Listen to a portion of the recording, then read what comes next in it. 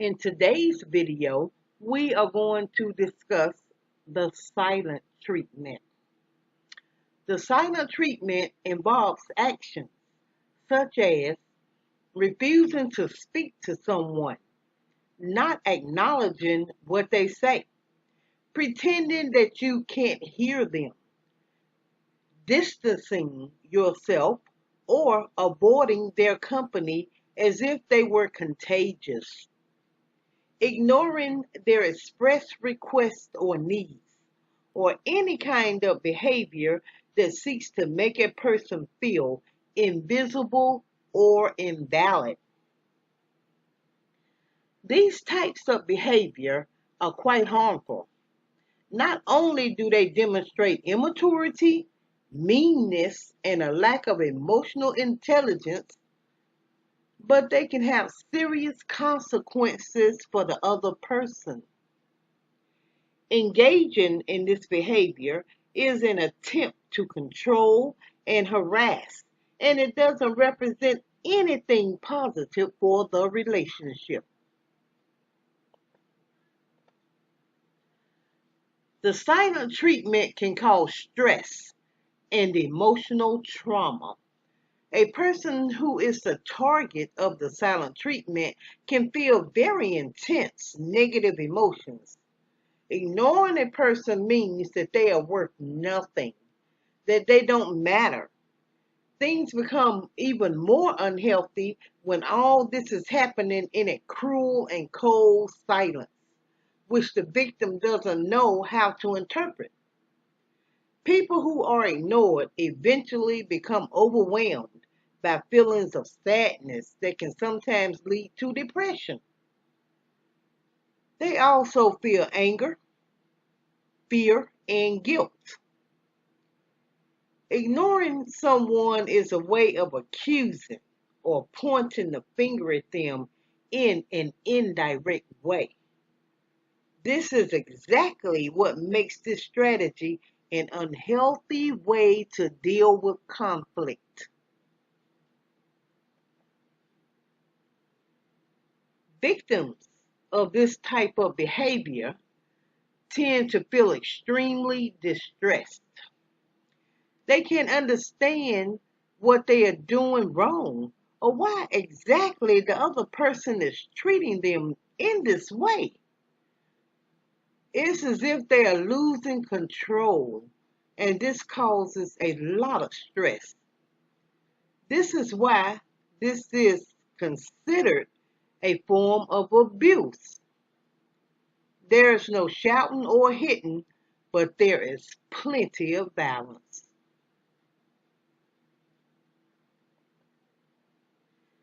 In the following video, Stephanie Lynn, a life coach, will discuss the silent treatment and why people use it.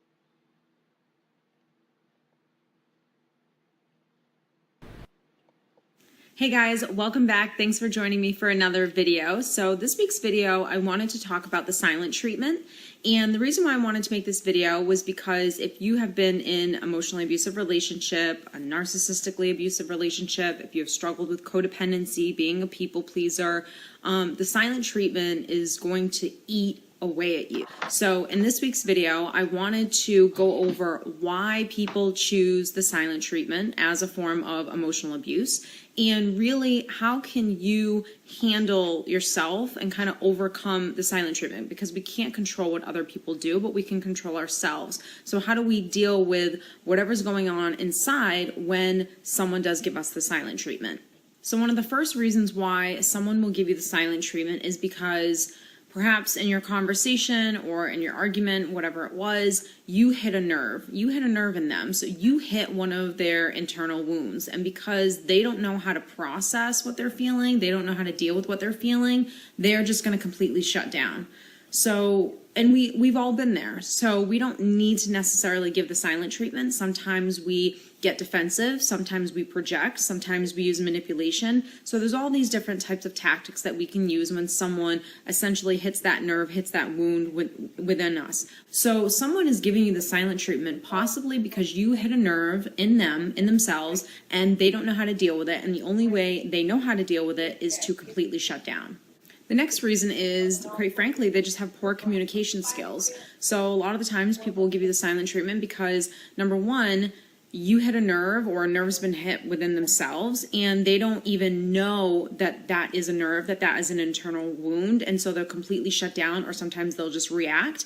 And even if they did know what the wound was and where you kind of hurt them maybe, or what you kind of said that maybe stung for them, they don't know how to process what they're feeling, and so they can't communicate with you what they're feeling. So a lot of the times, I'm going to go right into number 3, is they'll project their own stuff onto you. So when they shut down, they're shutting down because they oftentimes don't know what they're feeling. They don't know how to communicate what they're feeling in a healthy way. And because they're starting to shut down, they might actually start projecting some of their stuff onto you before they actually really give you the silent treatment. So that's when they're going to flip it on you. It's going to be all about you. You did this wrong. You did that wrong, because they don't want to take accountability for their actions. They just want to blame, blame, blame.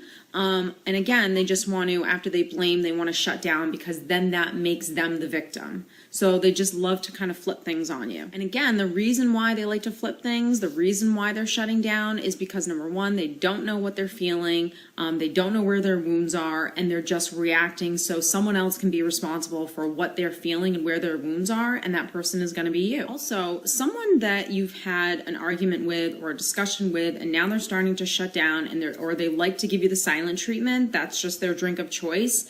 They do that because they know it bugs you. So like I said, in a lot of my videos, we teach people how we want to be treated. And so if someone shuts down, and when they shut down, we just hover over them, and we just, really need to talk about everything, and why are you giving me the silent treatment, and you're just begging and begging for someone to give you attention, then that person knows that they got to you. But if you were self-loving to say, okay, you're acting like a child and you're beginning to shut down, and that's not acceptable, so it's fine to take a break. If a conversation is becoming overwhelming, that's totally fine, because a lot of us are highly sensitive. We can get very overwhelmed in conversations. And I get this question a lot from people that say, well, I tend to shut down. And what I always ask them is, well, how do you feel towards the person that you shut down with? Is this person manipulative? Is this person egotistical? Are they condescending? Because I know personally I've been in relationships where there were few people in my life that I always shut down right away. And it's because they were manipulative and condescending, and they were very witty, and they were narcissistic. And if you're going toe to toe with a narcissist, you're probably going to get overwhelmed, because they can cut you at your knees. So in those situations, if you're getting overwhelmed in an argument or a discussion with someone, it's totally fine to take a step back and say, I don't want to talk about this right now. I need a break. That's not giving the silent treatment, because you know that while you need a break, that this conversation needs to happen at another point in time after you've calmed down and relaxed. So you're not avoiding the topic. The silent treatment is really when someone wants to avoid, like I said, not take accountability, not take responsibility for their part in the argument or discussion. The next reason why someone might give you the silent treatment is because this is your punishment. So it kind of goes along with, because they know it bugs you inside, this is their way of punishing you for holding them accountable, for trying to make them, accountable for their actions or what they said or what they did. And when people don't want to be held accountable, they're going to use a lot of abusive tactics in order to, like I said, either punish you or flip the script on you. And really, by punishing you, that's what makes them feel powerful. That's what makes them the victim. So they become the victim. They begin to have power in the discussion or argument. They've now flipped it on you, and they've now won, and you're sitting there hurt, upset, begging to talk about this, begging for attention, when they're just sitting back and feeling, have basically sucked you dry, essentially. And this is why sometimes a narcissist, this is their drink of choice, is the silent treatment, or one of them, is because they feel powerful at the end because they have switched the gears. And now they're the victim and you're the person that actually hurt them. So how do we handle this person? How do we handle a family member or a coworker or a friend or a spouse, whoever, a sister, brother,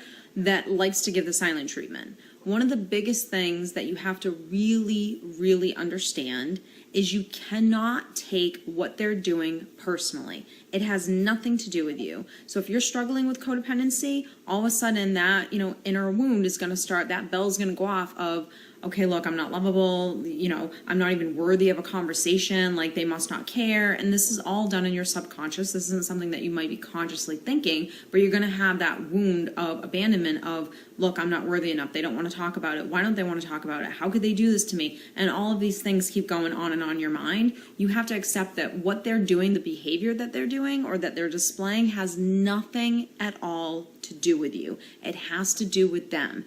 This is a behavior that they learned in order to cope with those wounds, in order to cope with things that they don't know how to feel, they don't know how to express. So in order to deal with these uncomfortable feelings that they're having, instead of, and possibly suppressing them, this is just a coping mechanism. So one of the first things that you can do if you have to deal with this type of person is you have to learn how to process your own hurt feelings. So the reality is that even though we know this has nothing to do with us, it's hurtful. It's a friend, it's a spouse, it's a family member, it's whatever, it's someone that we care about, and for them to just shut down in the middle of an important conversation, that's hurtful. If you need help in making a change, the education and prevention programs at Life Skills Academy can help. Go to lindamcqueen.org. The page will open up to Life Skills Academy. Again, go to lindamcqueen.org. Once you are there, the page will open up to Life Skills Academy. While you're there, please take advantage of our forums, chats, group meetings, webinars, and hangouts. If you have any questions, please email us. A link to the website and email address will be provided below. A certificate of completion will be issued upon completion of any courses taken with Life Skills Academy.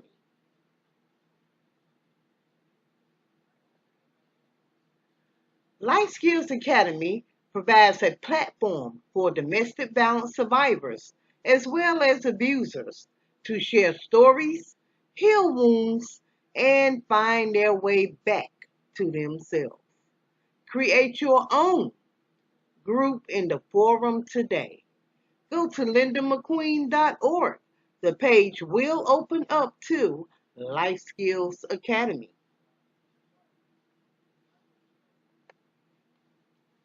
Please leave your comment and subscribe. Remember to like and share. And if any of you can donate to this channel, please do. Go to lindamcqueen.org to make your donation. Thank you.